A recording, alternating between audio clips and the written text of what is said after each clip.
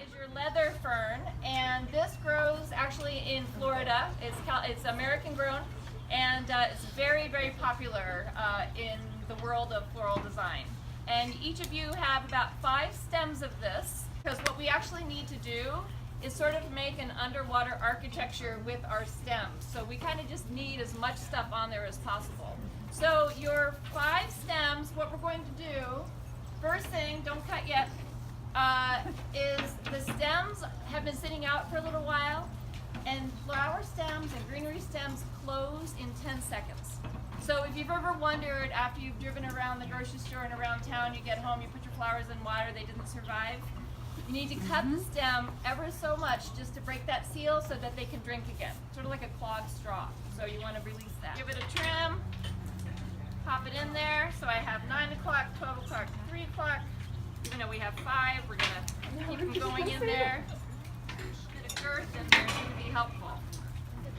And my last one's going in, kind of in the middle there. So I'm going to come around and show you, and you guys can, I know you're anxious. Hands on.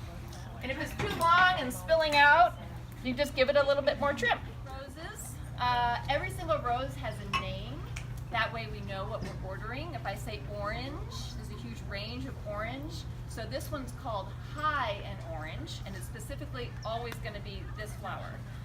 And it opens really fun. It's considered a bicolor rose. It's got the edges have ranges of oranges, and then opening inside a little bit on the yellow side. So perfect for fall and to go with the honey pot. First, not yet, you guys. And I'm just, again, they've been sitting out a little bit, giving it a quick trim, and then just placing it in. And I want it just to be 3, like a triangle. So I'm going to take this one, I have that one, and then I'm going to put this one there. And this one's a little on the long side, so I'm going to put this one there. So a triangle. Leaning.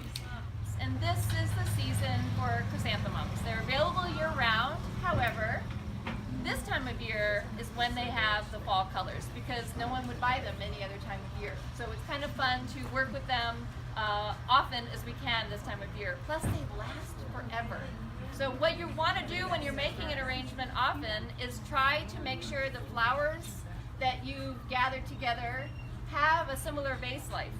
And so usually the packages that are in the grocery store that have been packaged together, that's a good indicator that they're all going to pretty much last the same amount of time. So consider that. But mums and roses, not Guns and Roses, but mums, they actually, you're each going to get 3 stems, and I've just got them tucked in there between the roses, a little bit more on the inside, and it just starts to pull the color of the honey pot, and it's complementary to the others as well. And it will come off. But it will open very, very quickly and flat, and it's a very nice big bloom. And this is considered sort of a main character, maybe, but it's really just to fill in a hole and just add a little bit of